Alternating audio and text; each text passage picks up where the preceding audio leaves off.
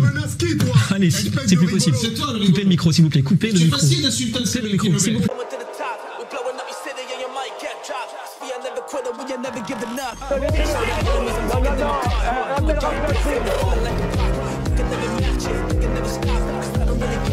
Vous fumez, monsieur. Le football, il a changé. Oui, peut-être. Ouais, c'est Laurent de la Mousse, bienvenue aujourd'hui pour une nouvelle vidéo et j'espère que tout le monde va bien, messieurs, dames. Aujourd'hui, on va parler de Thaïs, cette jeune femme qui s'est vue refuser l'accès à un bus, on en a parlé hier. On va parler de Gabriel Attal, on va parler de la plainte de Michel Simès à l'encontre de Cyril Hanouna et de bien d'autres sujets encore. Mais avant de partir pour cette nouvelle vidéo, c'est le moment de soutenir la chaîne et moi-même en mettant votre plus gros pouce bleu, votre meilleur commentaire. On n'oublie pas de s'abonner et d'activer la cloche pour ne pas rater les prochaines vidéos. On fait de même sur la chaîne principale, la chaîne Mousse, où mardi je vous ai sorti une vidéo sur Gérard Fauré. Et demain, on attaque la série de vidéos sur Adé Laurent. On me rejoint sur Instagram, sur TikTok, sur Twitch pour ne pas rater les lives du dimanche soir à 21h30. On va chercher à boire ce malaise.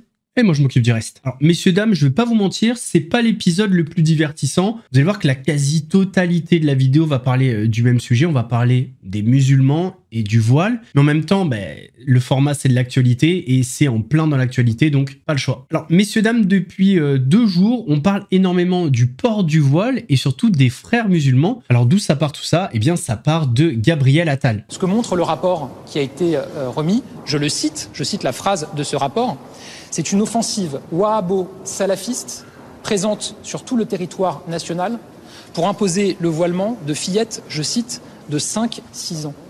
On parle de fillettes de 5-6 ans. Qu'est-ce qu'on fait en face de ça? Moi, j'entends un certain nombre de commentaires. Qu'est-ce qu'on fait? On dit que c'est pas bien, effectivement, que c'est pas normal que des fillettes de 5-6 ans soient voilées, mais on considère qu'il n'y a pas de mesure pour y répondre. Moi, j'ai jamais accepté de me résigner. Et s'il y a, dans les cohérences de mon parcours politique, des différentes fonctions que j'ai occupées, il y a toujours eu la défense des valeurs de la République et la lutte contre tous les entrismes, et notamment l'entrisme islamiste. Quand j'étais secrétaire d'État à la jeunesse, j'avais pris des mesures pour la défense des valeurs de la République dans le cadre du service national universel. Quand j'étais ministre de l'Éducation nationale, j'ai pris des mesures pour faire respecter la loi de 2004 sur la laïcité à l'école en interdisant le port de l'abaya et du camis dans nos établissements scolaires. Quand j'étais Premier ministre, j'ai pris des décisions, notamment pour mettre fin au contrat qui lie l'État au lycée Averroès, et je salue la décision du gouvernement actuel de faire appel de la décision qui a été rendue par le tribunal administratif. Et dans ces conditions, face à ce rapport qui est édifiant, oui, je le crois très profondément, il nous faut agir. Et pour répondre très concrètement à votre question, ceux qui affirmeraient ou affirment que cette mesure-là irait contre l'islam sont précisément ceux qui confondent islam et islamisme. Et moi, j'écoute tous ces hommes et femmes de foi, ces intellectuels musulmans, qui disent qu'il n'a jamais été dans leur religion, dans leurs règles, dans leurs préceptes, de voiler des petites filles de 5 à 6 ans, comme c'est le cas malheureusement dans un certain nombre de points sur notre territoire national, comme le documente ce rapport. Alors, ce que le rapport ne dit pas, c'est à quel point Gabriel Attal a retourné sa veste, et c'était il n'y a pas si longtemps que ça. Si Marine Le Pen est élue, c'est pas les valeurs de la République qui seront défendues. Parce que sa priorité, c'est de demander aux policiers d'aller courser les femmes qui portent le voile pour leur retirer leur voile ou pour les verbaliser. Bah si, c'est dans ses propositions. Et justement, on a Henri Guénaud, qui est un économiste et ancien député français, qui a eu une analyse, on va dire, quasi parfaite sur Gabriel Attal. Alors, et justement, et ce qui me permet de prolonger ma question, est-ce que du coup, la proposition de Gabriel Attal d'interdire le voile chez les moins de 15 ans, est-ce que ce genre de proposition peut participer à la stigmatisation des musulmans et à faire monter d'une certaine façon la propagande des Deux remarques. D'abord, il faut que les politiciens arrêtent de faire de la politique de cette façon. C'est-à-dire qu'il y a encore quelques mois, Gabriel Attal formait des Front républicain critiquait toutes les propositions du RN sur ce genre de propositions chez le RN et en faisait une vraie croisade politique. Bon, et maintenant il est presque, cette mesure, elle est presque extrême par rapport aux propositions du RN. Donc il se met dans la roue de l'extrême droite, comme le dit la gauche. Mais moi, il est même devant. Voilà, moi, j'emploie pas le mot. Ce mot extrême droite, c'est un mot valise, mais simplement, il fait ce qu'il combattait il y a encore quelques mois. Donc, c'est une proposition complètement, enfin, je trouve complètement démente. Voilà. Et deuxièmement, effectivement, ça ne peut que renforcer l'influence des frères musulmans et de tous ceux qui cherchent à rendre la communauté musulmane totalement opposée, à la mettre dans une situation d'opposition totale au reste de la société. Donc ça ne fait qu'attiser les radicalisations, les radicalités. C'est totalement contre-productif. En plus, c'est totalement infaisable. Ces changements de discours, ces retournements de veste, c'est exactement pourquoi je n'aurai jamais confiance en les hommes et les femmes politiques. Comme vous le savez, messieurs, dames, l'intelligence artificielle est en train de prendre de plus en plus de place dans notre société. On sait que ça peut être dangereux et justement, j'ai une vidéo à vous montrer. La vidéo que vous allez voir a été créée de A à Z par l'intelligence artificielle. En fait, dans cette vidéo, rien n'est réel, rien n'existe. Vous allez halluciner. Welcome to a non-existent car show. Technology is going to be very, very important in terms of how we go forward. It was great to come to the conference because my husband loves cars. I think I have to buy an EV now. I love my muscle cars, but I try to stay as healthy as I can so I can make it to the next car show. Alors, il y a des petits détails, des fois des petits trucs qui clochent, mais je pense pas que j'aurais vérifié certains détails si je n'avais pas su que c'était de l'intelligence artificielle. Honnêtement, je me serais fait avoir à 100%. Mais par exemple, regardez ça. cars. C'est à se demander si dans quelques années, il y aura encore des acteurs et des actrices. J'espère que oui. Intervention très intéressante de Carl Olive sur le sujet du voile, à savoir que Carl Olive est dans le même parti que Gabriel Attal, le parti Renaissance. Et interdire le voile aux moins de 15 ans, comme le propose votre parti Renaissance par la voix de Gabriel Attal, est-ce que ça c'est la bonne réponse? Est-ce que c'est ça le cœur du problème? Je ne suis pas d'accord avec cette proposition. Je ne suis pas d'accord avec cette proposition. Encore une fois, parce que quelque part, on va aller sur de la stigmatisation. Vous n'empêcherez pas un jeune de 13, 14, 15 ans de porter le voile, quoi que vous fassiez. Et encore une fois, d'abord, sur pour le coup, des sujets de forme, comment on va interpeller ces jeunes-là? Et de la même manière, vous le faites pour le voile, mais pourquoi on ne le ferait pas alors pour la kippa? Pourquoi on ne le ferait pas alors pour la croix chrétienne? Vous avez pu en parler avec Gabriel Attal ou en interne? Mais ce qui est bien, c'est qu'on peut, pour le coup, vous voyez, on n'est pas des députés godillots. Et encore une fois, moi je suis très heureux d'avoir ma liberté de penser, ma liberté de parole, que me laisse ce groupe, et encore heureux. Mais voilà, je ne suis sur le terrain. Quel est le sens profond de cette proposition qui va simplement faire diviser plutôt que rassembler? Et aujourd'hui, dans ce monde totalement fracturé, on a un devoir. C'est encore une fois sur le bien vivre ensemble. Il commence par du dialogue. Moi, j'aurais des propositions. Vous preniez. J'aurais des propositions à faire. Qu'on continue de multiplier les conseils locaux de prévention de la délinquance et de la radicalité. Et ça fonctionne. Qu'on respecte les chartes de la laïcité. Quand on vient du sport, Monsieur Toussaint, on est imbibé aux règles du jeu. Les règles du jeu, on les applique, on ne les interprète pas. Vous savez, Monsieur Gindre, si on commence comme ça. La vidéo que je vais vous montrer maintenant, c'est le petit moment détente. Un peu comme une publicité. Ça n'en est pas une. Vous inquiétez pas, commencez pas à vous barrer. Vous restez là. J'ai vu cette vidéo. J'ai été gêné. Maintenant, c'est à votre tour. Oh,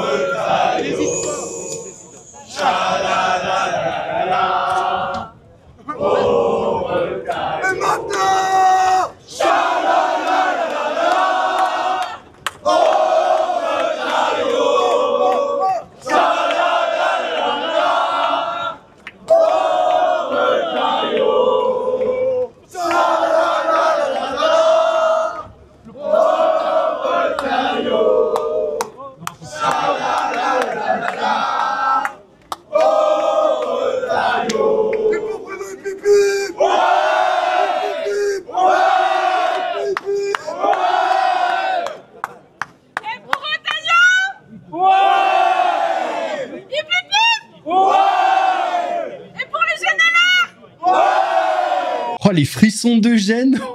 En plus, cette chanson, ça me rappelle des bons souvenirs. Tu vois, au rugby, après les matchs, on faisait ça, mais... Ouais, je regarde les vidéos, voir si on était aussi gênant. Si ça se trouve, oui, hein. Sur les réseaux, depuis quelques jours, il y a une théorie qui est en train de prendre de l'ampleur. Et si les personnes rousses étaient en réalité noires? Alors, ça vous paraît peut-être un petit peu fou comme ça. Écoutez, on en parle après. Selon TikTok, les personnes rousses seraient noires. Everyone who is ginger, who has red hair, those are black people. La trend de Gingers are black laisse entendre que les roux ont des origines génétiques communes avec les personnes noires africaines. La théorie a été lancée par cette utilisatrice et cumule plus de 68 millions de vues. Forcément, il n'en a pas fallu plus pour ouvrir le débat sur TikTok. Welcome, gingers. Gingers are black? Ce qu'il faut savoir, c'est que la rousseur est causée par la mutation d'un gène qui altère la production de mélanine. La mutation de ce gène est principalement concentrée chez les populations européennes, mais certaines études ont montré que des variantes de ce même gène existaient de manière beaucoup plus rare chez les populations nord-africaines par exemple. En tout cas, aucune étude scientifique sérieuse ne confirme une origine commune entre les personnes rousses et noires. Par contre, certains utilisateurs font le parallèle avec la discrimination subie par ces deux minorités. Premier point commun, les commentaires sur nos cheveux. En fait, les gens, même des inconnus dans la rue, ont toujours été ultra intrusifs concernant nos cheveux. Deuxième point commun, notre mélanine. Les noirs ont plus de mélanine que la moyenne, alors que les roux en ont moins. Si t'as la peau trop noire, tu déranges. Si t'as la peau trop blanche, tu déranges aussi. Malgré un débat infondé, cette trend reste bienveillante et fait preuve de respect. Les personnes rousses et noires se considèrent désormais comme des cousins. Gingers are part of the family.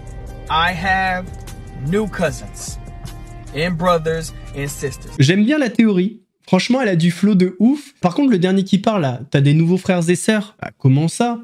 Toi et moi, on est frères aussi. La couleur de peau, c'est un détail. On est frères, frérot. 24, cette chaîne, ça a l'air d'être un bordel. Alors, tout avait plutôt bien commencé. Enfin, Rust avait recadré le présentateur, il avait reposé un contexte, c'était propre au début, après ça s'est tendu. Une telle liberté d'expression dans la région. Israël, encore une fois, n'a pas le choix que de mener cette guerre. Vous savez bien que le Hamas l'a voulu, cette guerre. Il a lancé le Hamas. Est-ce que vous connaissez, c'est ça la question, vous connaissez un pays qui aurait fait mieux qu'Israël? Dites-nous.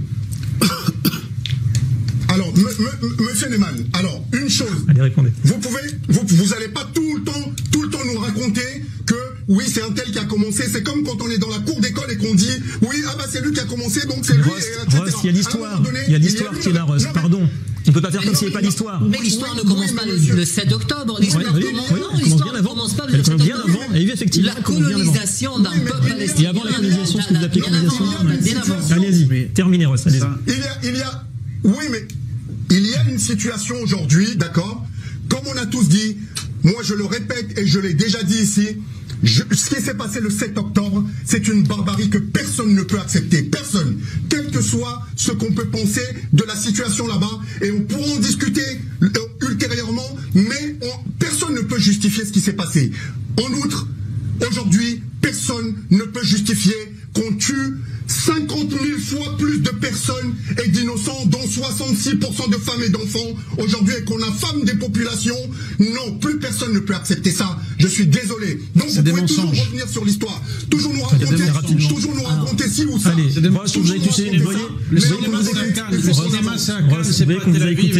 allez, Amir Badran est d'accord avec vous. David, un instant, conclure avec vous. Alors, je dois dire déjà que même si je suis pas toujours d'accord avec Ross, il a parfaitement résumé ce que je pense. Tout le monde condamne le 7 octobre. De toute façon, on est en France, on a subi des attaques terroristes. Je pense qu'on est tous là à condamner cet acte terroriste. Je pense qu'on est tous d'accord là-dessus. Par contre, cet acte terroriste ne doit pas justifier l'horreur qui se passe aujourd'hui. Les échanges ont continué, le ton a commencé à monter entre David Antonelli et Rust, et ça a été le clash. Les gens qui vous disent la vérité ne sont pas vos ennemis. Ça, c'est la première chose.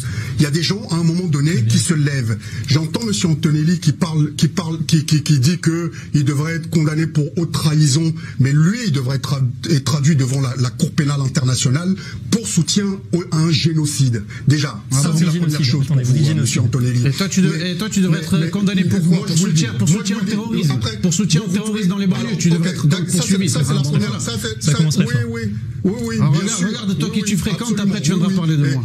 Voilà. Et vous, pour propos nazis et etc. Oui, bien non, s'il vous plaît, non, ça va trop loin. Ça va beaucoup trop loin. Non, s'il vous plaît. Pour les anneries, là, on n'est plus dans l'esprit de l'émission. On n'est plus dans l'esprit de l'émission. David Anthony n'est pas nazi, s'il vous plaît. J'ai entendu. Lui, il fait une projection de lui, c'est lui le nazi. S'il vous plaît. Non, il n'y a pas de nazi. s'il faut. On vous a pas parlé, vous avez parlé pendant 10 minutes, on vous a pas coupé. Mais je parle tant que je veux, C'est pas toi qui vas me dire de me taire. Moi, je parle tant que je veux ici. C'est toi qui respectes personne. David Antonelli, s'il vous plaît. Et à toi, je te respecte pas. Mais toi, tu respectes rien du tout, toi. Surtout pas. Allez, messieurs, s'il vous plaît, on se des gens comme toi qui font des invectives. Surtout pas les gens comme toi qui font des invectives. Allez, messieurs, à 5000 km. s'il vous plaît. Là, ça commence très mal. 5000 km, c'est facile de faire le beau. C'est facile de faire le beau à 5000 km. C'est facile. C'est facile. On l'écoute. Allez, on l'écoute. Alors, quand vous voulez, monsieur. Oui, quand vous voulez. Oui, vous bien voulez sûr. jouer le ballon parce Bien que vous sûr. êtes là-bas. Bon, allez. Arrêtez d'aboyer. Pas qui vous parlez. Mais arrêtez d'aboyer. David Antonelli, s'il vous plaît. Toi, ferme-la. Allez, Rost, on vous laisse développer. Rost, on vous laisse développer. S'il vous plaît, messieurs, sur le débat, sur le fond du problème, pas les invectives personnelles.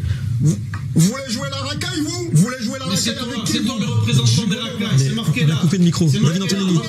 Allez, David Antonelli, s'il vous plaît.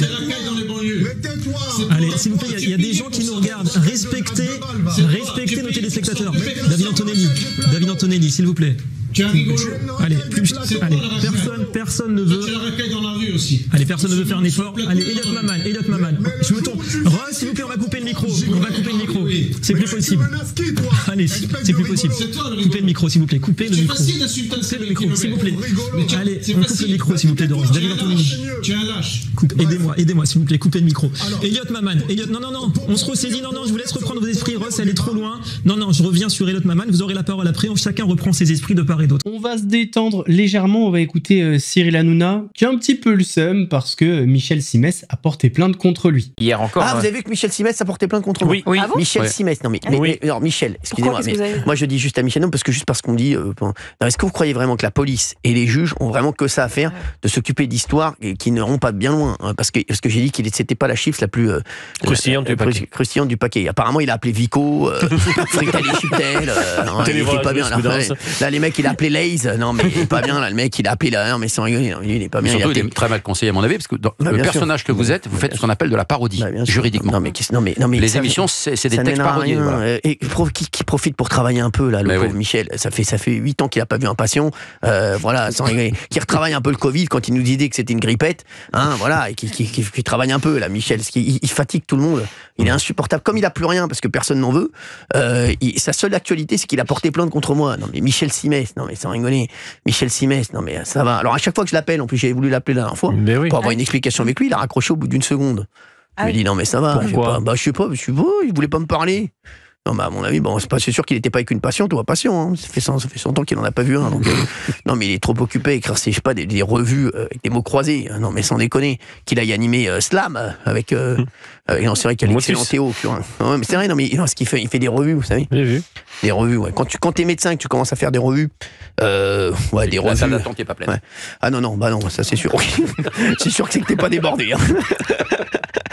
Non, mais ça rigole. Non, Michel Simès, donc il a porté plainte. Non, moi, c'est surtout ces mecs-là qui se rendent pas compte. Ils pensent vraiment que les juges et les policiers ont que ça à faire de prendre une plainte comme ça. Non, mais franchement, ils ont tellement de travail. Mais Michel Simès, ça montre aussi la déconnexion de Michel Simès par rapport aux Français.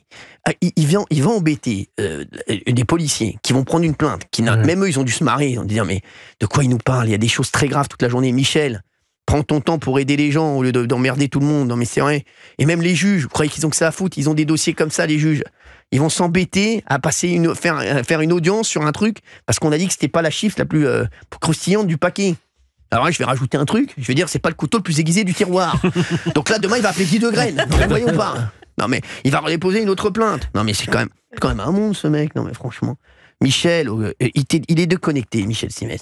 Ah oui, qu'est-ce que vous voulez que je vous dise? C'est ça, quand les mecs sont déconnectés de la réalité. Et voilà qui recommence à nous mettre en porte-à-faux. La déconnexion de Michel Simès par rapport aux Français. On t'a rien dit, nous. On t'a rien dit. Commence pas à dire les Français et tout. Tu représentes pas les Français, nous. Moi non plus, d'ailleurs, je les représente pas. Mais vas-y, en tant que Français, je me désolidarise de tes propos. Je pense qu'on est pas mal à faire de même. On va terminer sur l'histoire dont on a parlé hier. Thaïs, cette jeune femme qui s'est vue refuser l'entrée d'un bus par un chauffeur RATP. Alors, il y avait pas mal de rumeurs au début concernant la religion du chauffeur de bus. Alors c'est pas du tout un musulman, apparemment ce serait un chrétien et lui l'aurait fait pour son bien, pour pas qu'elle ne se fasse embêter sur la ligne de bus. Apparemment c'est une ligne de bus un petit peu chaude d'après ce que j'ai lu et entendu. Mais depuis, Thaïs, elle fait la tournée des plateaux comme on l'a vu sur le plateau de BFM TV. Alors Thaïs, finalement ce chauffeur a fait ça pour votre bien, pour votre protégé. Il vous a vu de dos, hein, c'est ce qu'il dit, et vous aviez les vêtements relevés, donc il voyait votre postérieur, c'est ce qu'il dit. Bah, c'est compliqué à dire étant donné que j'avais une veste, comme on peut le voir sur la vidéo. Donc j'ai du mal à croire qu'il ait pu voir mon postérieur comme il le prétend. Donc, vous étiez en short très court? J'étais avec un short jupe, oui, mais j'avais une veste par-dessus. Voilà, crop top. On voyait un petit peu, oui, un décolleté. C'était pas le but forcément de la tenue, mais voilà. Ouais, vous étiez en train de faire des photos, parce que vous êtes influenceuse hein, sur votre compte Instagram qui suit par plus de 90 000 ou 95 000 personnes. C'est ça. Vous êtes assez dénudée. Est-ce que vous étiez en train de faire un shooting, des photos non, comme vous faites habituellement ou pas? Pas du tout. J'allais simplement à la salle de sport avec mes amis et j'avais mis cette tenue tout bêtement, voilà, en sortant de chez moi, qui n'avait pour aucun but de choquer ou d'être vulgaire ou quoi que ce soit. Pas du tout, j'allais simplement à la salle de sport et je souhaitais prendre le bus. Vous étiez accompagnée? J'étais accompagnée de 2 amis à moi, oui. Oui, parce que lui, il dit que c'était un problème de sécurité. Vous n'étiez pas seul. C'est pas possible parce que quand bien même, et ça je l'ai déjà expliqué sur mes réseaux sociaux, également dans d'autres interviews, si c'était pour ma sécurité comme il le prétend, il m'aurait peut-être dit écoutez mademoiselle, pardon, c'est pour vous que je vous dis ça, remontez un petit peu votre haut, descendez votre jupe, voilà. Comment il vous l'a dit en fait pour qu'on comprenne bien? En fait, j'entre dans le bus, enfin j'essaie d'entrer dans le bus et là il me dit mademoiselle, ça va pas être possible, va falloir baisser votre jupe et va falloir remonter votre haut parce que la tenue c'est pas approprié, on est dans un lieu public ici. Et il l'a bien répété et je l'ai souligné sous mon TikTok et donc voilà. Oui, donc il a très clairement dit qu'il ne voulait pas vous voir habillé ainsi dans son bus. Voilà, clairement. Et il m'a à aucun moment dit c'est pour vous que je vous dis ça, je veux pas qu'il vous arrive quoi que ce soit, jamais. Donc l'explication ensuite, parce que c'est ce qu'il explique, oui, mais c'était pour sa sécurité, ça il vous l'a pas dit ça, il vous a pas dit c'est pour votre sécurité. Il me l'a pas expliqué, et moi j'étais un peu choquée, vous voyez, avec mes amis également, donc on n'a pas trop... Vous n'avez pas engagé le dialogue avec lui? Si, je lui ai dit, mais c'est une blague, enfin, il n'y a rien de choquant dans ma tenue, c'est une tenue de sport, monsieur, et il voulait rien entendre, vous l'entendez dans la vidéo, il dit, moi, j'ai pas le temps, j'ai des clients qui m'attendent, donc... Messieurs, dames, on arrive à la fin de cette vidéo, j'espère qu'elle vous a plu, si c'est le cas, votre plus gros pouce bleu, votre meilleur commentaire, on n'oublie pas de s'abonner et d'activer la cloche pour pas rater les prochaines vidéos, on fait de même sur la chaîne principale, la chaîne Mousse, où demain, vous avez une vidéo sur Adé Laurent, on me rejoint sur Instagram, sur TikTok, sur Twitch, pour pas rater les lives du dimanche soir à 21h30, nous, on se donne rendez-vous samedi pour une nouvelle vidéo. En attendant, prenez soin de vous. Laurent de la Mousse vous salue. C'est mousse, très frais comme une mousse, léger comme le houmous, piquant comme un bimous, un gros lion de course, tu cries, t'as la frousse, j'arrive à la rescousse, regarde, ouais c'est